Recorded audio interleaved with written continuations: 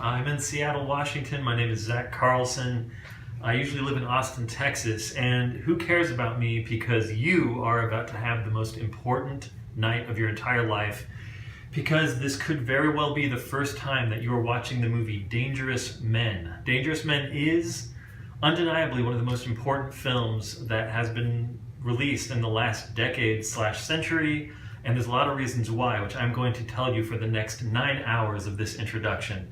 First of all, this movie took 22 years to make. The director, John Rad, came over from Iran in 1979, moved to the US because he had a dream of, well, first of all, escaping political oppression in his home country, but secondly, of becoming one of the greatest directors in the history of American action cinema. And he knew in his heart that he had what it took to make the ultimate American action film.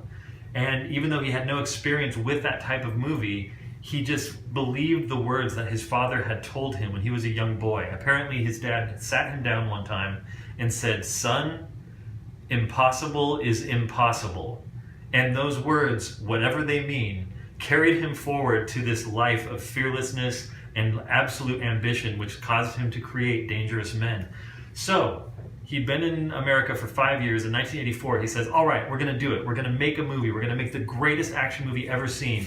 And he had no money, and he didn't have any backing. He had no budget. He had no technical outlets, any technical skill training, and he just said, screw it, I'm going to do it. And he found a cinematographer named Peter Palian, and the two of them spent 1984 through 2006 slowly piecing together one of the most confusing and rewarding and beautiful and pure action films that have ever existed in the world.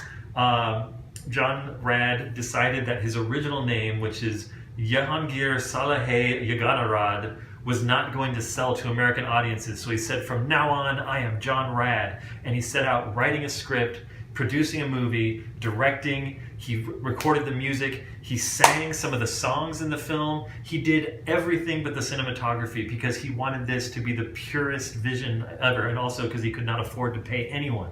So the actors were all paid in McDonald's. Some of them would work on the film for a decade. Some of them would work on the film for one day and then disappear. And it created a patchwork story that is unlike anything else that you will ever see in your life.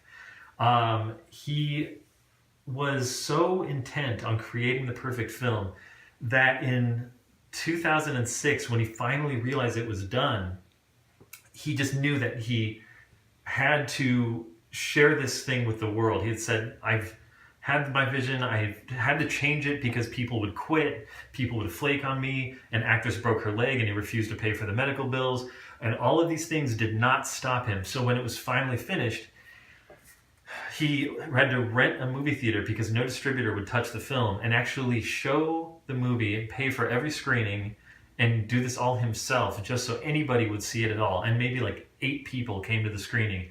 And he was heartbroken and he died. He passed away.